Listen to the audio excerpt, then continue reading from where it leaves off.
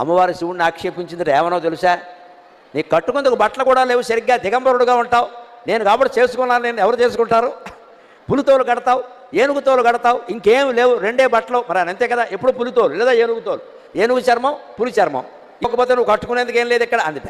అంటే ఆయన అన్నట్ట పులితోలు ఏనుగుతోలు రెండు దాచిపెట్టాయి, నేను ఏం కట్టుకుంటానో నీకు చూపిస్తాను అన్నట్ట.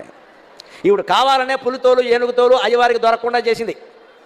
ఇప్పుడు స్నానం చేసి వచ్చింది కైలాస మానస సరోవరంలో, ఆ తువ్వాలు ఉంటుంది కదండి, అమ్మవారు తుడుచుకున్న తువ్వాలు, అది ఆరేసింది అక్కడ.